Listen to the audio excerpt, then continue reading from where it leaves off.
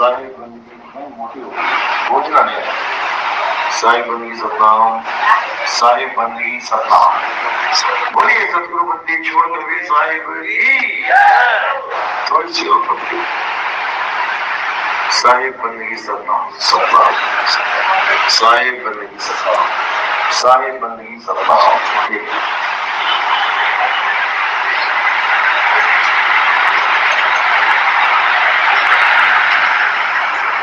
तो आज आगरा में परम पिता परमात्मा के मूल ज्ञान का प्रचार हो रहा है। बहुत बड़े भाग हैं उन जीवों के जो इस ज्ञान को अपने पूरे जीवन काल में एक बार भी सुन पाते हैं, और उससे भी बड़े भाग होते हैं उन जीवों के जो इस ज्ञान को थोड़ा सा भी, मैं कहता हूं 100 में से 1% भी समझ पाते हैं। उनके भी बहुत बड़े भाग हैं, क्योंकि उस 1% को समझने के बाद ही उसका आध्यात्मिक जीवन शुरू होता है। कहते हैं जिसका कोई गुरु नहीं होता उसका आध्यात्मिक जीवन शुरू नहीं होता। आध्यात्मिक का मतलब समझ लो क्या होता है। आज के टाइम में देखोगे आप टीवी में बहुत से संत बैठे हुए हैं,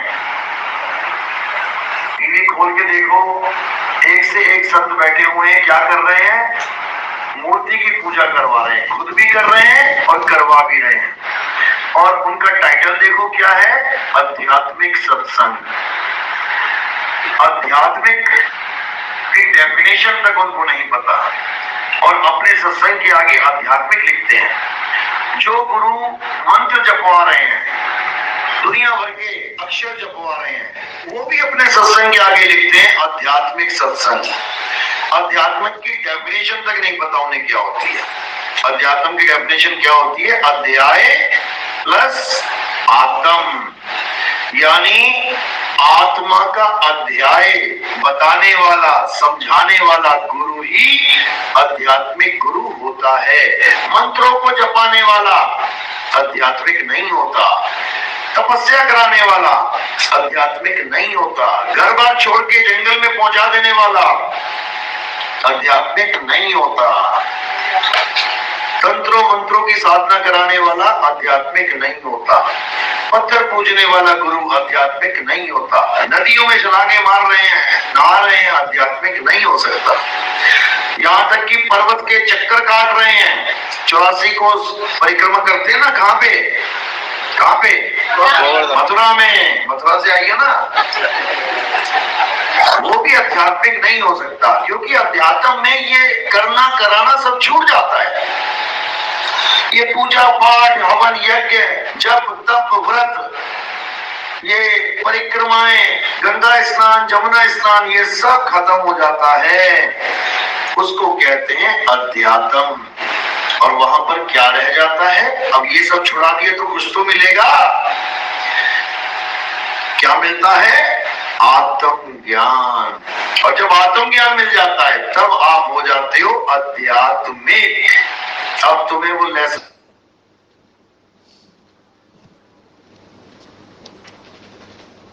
समझाए जाएंगे जिससे तुम्हें आत्मा का ज्ञान मिलेगा।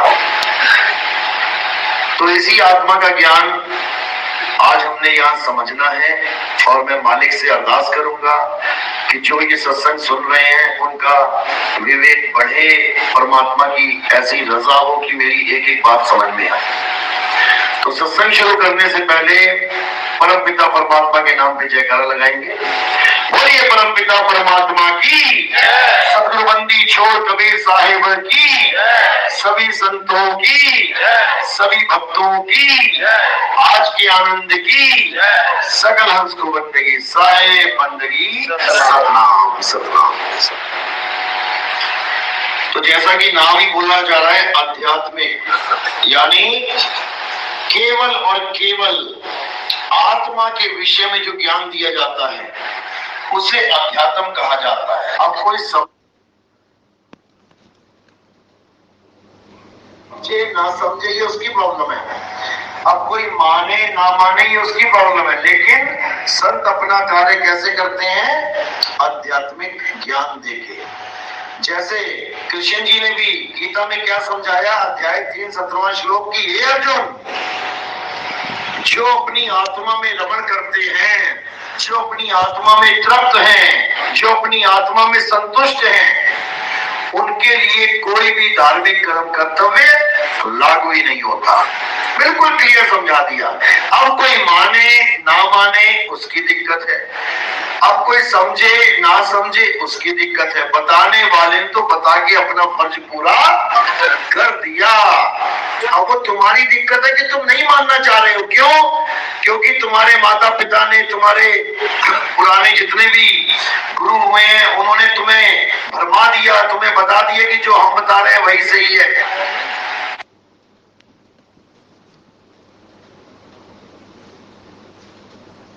बस यही कारण है। यानी पुराना रंग तुम्हारे अंदर इतना बसा पड़ा है कि तुम्हें सत्य और असत्य का भेद ही नहीं पता लग रहा कि सत्य क्या है, झूठ क्या है। बस फर्क इतना ही है। और जिस दिन ये फर्क पता लग गया, उस दिन तुम रह ही नहीं सकते उस आत्मा को जाने बिना। और सारे मंत्र जंतर तंत्र ये सब अपने आप छूट जाएंगे और तुम्हें पता भी नहीं लगेगा। बहुत से फोन आते हैं सत्संग सुनने के बाद, लोग कहते हैं गुरुजी पूजा करता था दिन रात, कहां कहां जाता था मन्नतें मांगने, कहां कहां जाता था तीर्थों पर, लेकिन जब से आपका सत्संग सुनना शुरू किया, सुनते सुनते सुनते सुनते पता ही नहीं लगा कि ये पूजा पाठ ये सब कब मन से उतर गए। मुझे कुछ करना नहीं पड़ा कि मैं बहुत कसम खाऊं, मैं बहुत दृढ़ निश्चय में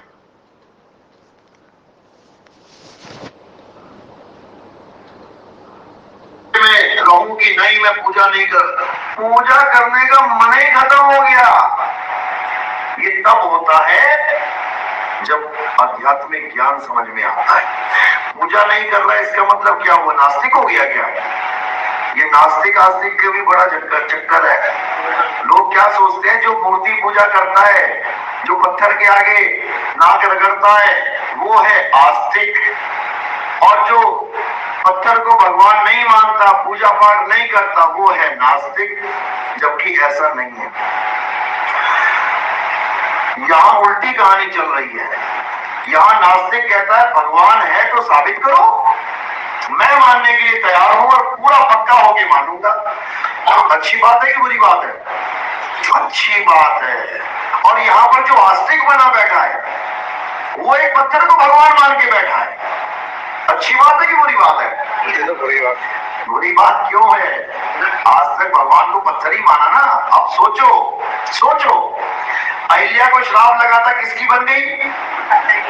अहिल्या को पत्थर की मानो समझ में आता है क्योंकि श्रापित है। श्राप लगा तो पत्थर की बनी। बताओ भगवान को किसको श्राप लग गया? तुमने सारे भगवान ही पत्थर के बना दिए। तुम्हारी सारी फौज ही, जितनी भगवानों की फौज है, सारी पत्थर बना दी तुमने।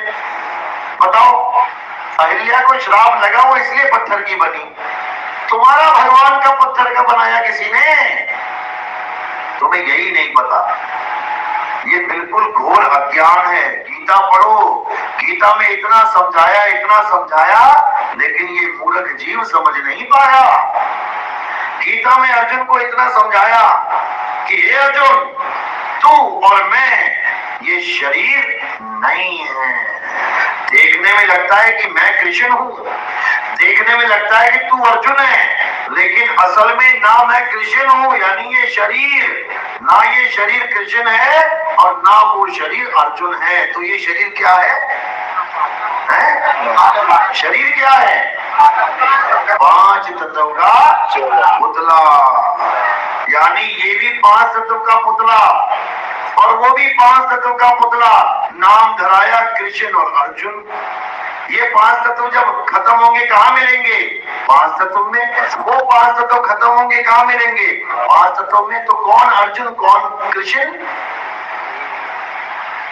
कौन अर्जुन कौन कृष्ण? दोनों ही 5 तत्व हैं। अब कृष्ण जी 5 तत्व तो नहीं है, हवा पानी आग धरती आकाश। अर्जुन भी पांच तत्व नहीं है, मान बैठे थे कि हाँ हम शरीर हैं। तो जब हम शरीर नहीं है, हम पांच तत्व नहीं है, तो हम हैं क्या?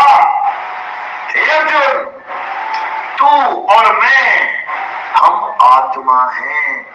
और ये जो कपड़े दिखाई दे रहे हैं शरीर, ये हमारे रथ हैं। रथों के मारे जाने पर भी रथ का स्वामी नहीं मरता। हम वो हैं जो अजर अमर अविनाशी हैं। हम ये शरीर नहीं है कि कोई कहे कृष्ण जी कौन है, दो आंख, दो कान, नाक, हाथ, पैर, बाल, ये कृष्ण जी हैं। ये रथ है। जैसे मैं कार में आया हूं तो कार मेरा रथ है। मैं कौन हूं? मैं रथ को चलाने वाला हूं। तो अभी रथ कहां खड़ा है? दरवाजे के बाहर, और मैं आ गया अंदर। इसी प्रकार अगर आप ये हो, आप औरत हो या आप आदमी हो, तो अंत समय में जब आप ये शरीर को छोड़ते हो, शरीर कहां पड़ा होता है? धरती पे। और तुम शरीर को छोड़ चुके होते हो, तो फिर तुम कौन हो? जिसने शरीर को छोड़ा वो है कौन? जिस दिन तुम्हें ये समझ में आ गया, उस दिन तुम्हें अध्यात्म ज्ञान का पाठ समझ में आना शुरू हो जाएगा। जल्दी नहीं आता ये पाठ, बहुत मुश्किल, बहुत मुश्किल। कहते हैं लाखन में कोई समझ न पाई है, और कोटि मध्य जानेंगे। कहे कबीर सुनो भाई साधो, हमें बिरले हंस पहचानेंगे। यानी अब कोई कहे कबीर साहब को तो सब पहचानते हैं, दिखा दो कहीं की फोटो, बता देंगे कबीर है। भाई जिसको तुम देख रहे हो वो कबीर नहीं है, वो शरीर है, शरीर। अब शरीर और आत्मा में क्या फर्क है? यही फर्क है कि शरीर वो है जो रथ है, और आत्मा वो है जो रथ को चला रहा है, स्वामी है। तो कबीर साहब की फोटो देख के लोग भले पहचान जाएंगे ये कबीर है, लेकिन वो रथ को जान रहे हैं, वो कबीर को नहीं जान रहे। अब कबीर क्या है ये खुद साहिब बता रहे हैं। कक्का केवल नाम है, बप्पा ब्रह्म शरीर, रारा सब में रम रहा, हवा को नाम कबीर। कबीर वो है, कृष्ण वो है, अर्जुन वो है, राम वो है जो सब घटों में रम रहे हैं, सब घटों में रम रहे हैं। कौन है जो सब में रम रहा है? कौन है जो सब में रम रहा है? आत्मा। इसीलिए बोला जाता है कि सब घट मेरा साइया, और सोनी सेज न कोई, बलिहारी व घट की जिस घट प्रकट होए। कहते बलिहार जाते हैं उस घट पे जहां पर आत्म ज्ञान प्रकट हो जाता है, ये ज्ञान समझ में आने लग जाता है। अविनाशी तत्व को हम समझने लग जाते हैं और गाते भी हैं, ईश्वर अंश जीव अविनाशी, गाते भी हैं। ऐसा नहीं कि हमें नहीं पता है, लेकिन अविनाशी जो खुद है, कौन है जीव? जीव कहाँ है इस वक्त? कहाँ पे है जीव? ये बैठे हैं जीव, अविनाशी जीव। और पूजा किसकी कर रहे हैं? नाशवान मूर्तियों की। मूर्तियां नाशवान है कि नहीं? टूटेगी कि नहीं? ये जीव नाशवान है कि नहीं? नहीं है। यानी अविनाशी नाशवान की पूजा कर रहा है। दुविधा ये है। अब ये दुविधा खत्म कैसे होएगी? केवल और केवल ज्ञान के द्वारा।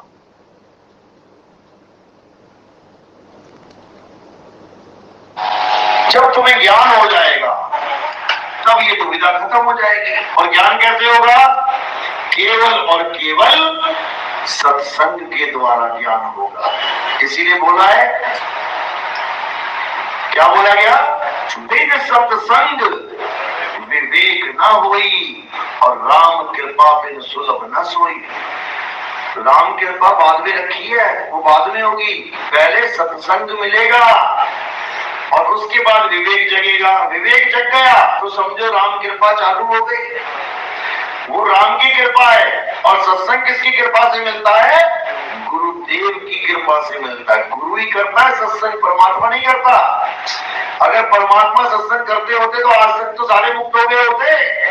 युगों युगों से बैठे हैं परमात्मा के साथ। ऐसा एक भी पल नहीं जो परमात्मा आपके साथ नहीं, लेकिन फिर भी आज भी परमात्मा को ढूंढ रहे हो। क्यों? क्योंकि गुरुदेव की कृपा नहीं हुई आपके जीवन में। जब गुरु की कृपा हो गई, सत्संग मिल गया, तो परमात्मा भी मिलेगा। इसीलिए बोला गया है, गुरु बड़े गोविंद से मन में देख विचार, हरि सुमिरे सो वार है और गुरु सुमिरे सो वार। अगर तुम सीधे हरि को ढूंढते हो तो वार मतलब होता है इधर, नदी के इधर। हरि सुमिरे सो वार है और गुरु सुमिरे सो पार। यानी तुमने गुरु का ज्ञान समझ लिया, अब तुम्हें हरि मिलेगा ही मिलेगा। अब हरि कौन होता है? जिसकी वजह से तुम्हारी ये काया हरी भरी है। पेड़ हरा होता है तो हम क्या कहते हैं कि जीवित है, और हरा हरापन खत्म हो गया, सूख गया, अब क्या कहते हैं? सूख गया, बेकार हो गया। इसी प्रकार जब तक आपके पास हरि है तो आपकी काया हरी भरी है। हाथ भी उठा लो, सिर भी घुमा लो, पैर भी चला लो, और जैसी हरि अलग हो गया इस काया से, अब ये काया केवल मिट्टी की ढेरी है। तुम्हारे ही माँ, तुम्हारे ही बाप, तुम्हारा ही भाई, तुम्हारा ही दोस्त तुम्हें ही उठा के इस काया को कहां ले जाएंगे? सीधे शमशान घाट। अब छूट गई वो दोस्ती, छूट गया वो प्यार, छूट गया वो स्नेह, क्योंकि वो सारा दोस्ती यार प्यार सब कुछ किसके साथ था? आत्मा के साथ। आत्मा अलग तो समझो सारा खेल खत्म। आत्मा के साथ ही तुम्हारा सारा प्रेम है। तुम्हें पता भी नहीं होता कि मैं आत्मा से प्रेम कर रहा हूँ, मैं आत्मा से बात कर रहा हूँ। तुम सोचने लग जाते हो कि मैं शरीर से बात कर रहा हूँ। बस बंधन यही है। ये बंधन जैसे ही तुमने तोड़ दिया, ज्ञान में आ गए, अब तुम्हें हर जगह आत्म तत्व ही दिखाई देने लगेगा। इसी को बोला गया है, जो तू सो हम। यानी जैसे तुम हो वैसा ही मैं हूं। अब हम दोनों में से कोई भी शरीर नहीं है, बस इतना ही समझना है। अगर ये समझ में आ गया तो समझो इस दुनिया के सबसे बड़े ज्ञानी तुम ही बन गए। और अगर ये समझ नहीं आया तो सारी उम्र सत्संग सुनने के बाद भी तुम ज्ञानी हो नहीं सकते। बस इतना ही करना और कुछ नहीं करना। तो इसी के बारे में गीता में खुल के समझाया गया, लेकिन कोई समझ नहीं पाता। गीता में एक एक बात आत्मा की इतनी सटीक बोली गई है, लेकिन अज्ञानता के कारण, गुरु ना मिलने के कारण हम गीता का ज्ञान समझ ही नहीं पाते। क्या बोला गीता में? हे अर्जुन, जब युद्ध होने वाला था, दोनों पक्षों के बीच में ले आया अर्जुन को, समय रोक दिया, कोई नहीं सुन रहा उनकी बात। कौन सुन रहा है? केवल और केवल अर्जुन। उसको समझाया जा रहा है कि हे अर्जुन, ये जितने भी राजा महाराजा हैं और तू और मैं, ऐसा कोई समय नहीं था जब हम नहीं थे, और ऐसा कोई समय नहीं आएगा जब हम और तुम नहीं होंगे। कितना सटीक ज्ञान है। 1000 बार पढ़ी होगी लोगों ने गीता, 1000 बार ये श्लोक पढ़ा होगा, लेकिन समझ नहीं पाए। क्यों? क्योंकि समझाने वाला कोई नहीं मिला। पढ़ा, निकल गए आगे, समझ नहीं पाए। तो कबीर साहब यही समझाते हैं कि जब तुम्हारे जीवन में भेदी गुरु आता है तो तुम उन रहस्यों को भी समझने लग जाते हो जो रहस्य तुम्हारी समझ में कभी आ ही नहीं सकते थे। ये गुरु की महिमा है। तो कबीर साहब ने आत्मज्ञान के बारे में इतना बोला, लेकिन ये मूर्ख जीव समझ नहीं पाया। कहते आदि नाम हम बात सुनाया, और ये मूर्ख जीव समझ नहीं पाया। आदि नाम क्या है? आदि नाम जो आद सच, जुगाद सच, है भी सच, नानक होसी भी सच। ये दुनिया भी नहीं बनी थी, ये संसार नहीं था, आदमी नहीं था, कलम नहीं